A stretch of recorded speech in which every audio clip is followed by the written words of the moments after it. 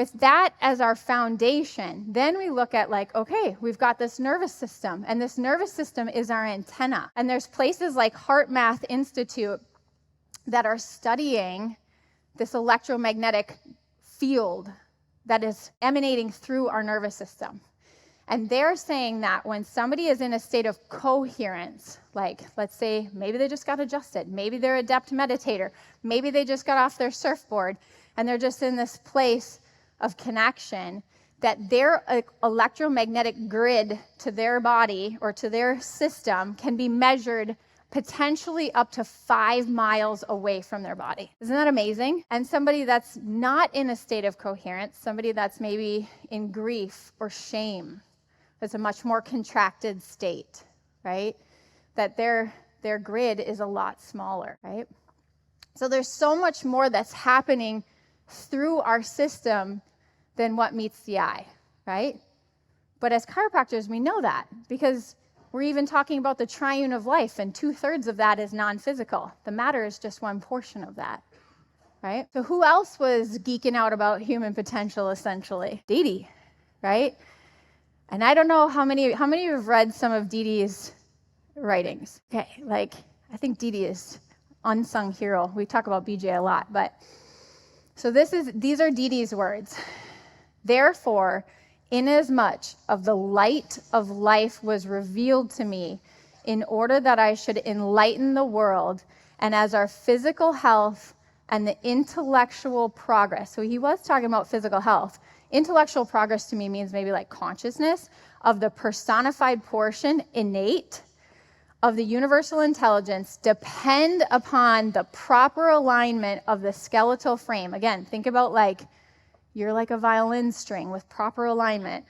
I feel it my right and bounded duty to replace any displaced portion thereof, so that our physical and spiritual faculties may be fully and normally expressed. Right? And this is the first chiropractor. No coincidence that he was the one that received this message, right? He wasn't even just talking about this lifetime, which is like a really big thing to put your mind around, that the tone of your systems is influencing you possibly for generations and possibly beyond this meat suit. This is the first chiropractor. I don't know that we've caught up to him yet as a profession. This is Dee Dee again. The universe is composed of matter and intelligence. The former is acted upon the latter. All impulses of the planetary system and the animals that inhabit it are directed by this universal intelligence, which is individualized, innate, according to their needs.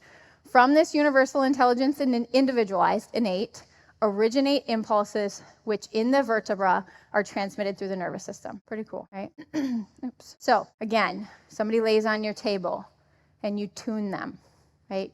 You're helping them become more coherent. You're placing an educated force to let their system, their innate, do something with that, right? And Donald Epstein says, the shape, position, tension, and tone of your spine determines the shape, position, tension, and tone of your life, right? Just like the shape and tension and tone of that violin string determines what it plays, right? We're so similar. We're an instrument. And what I want you to remember is whatever's going on in your life, in your practice, the shape, tone, and tension of your nervous system is relating to that.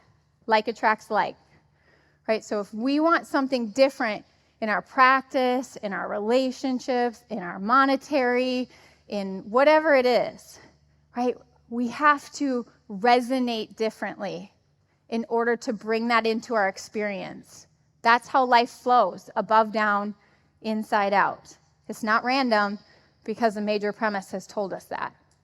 You guys with me? Yes? So if our nervous system is the antenna, ease and dis-ease is what potentially we're playing, and none of us are perfect at that, right? But we can get better and better at recognizing our own state, and certainly the state we're in before we go and put our hands on people, right? Because if my aura or my field is influencing people up to 5 miles away from my body, probably important the way that I'm walking into my practice, yeah?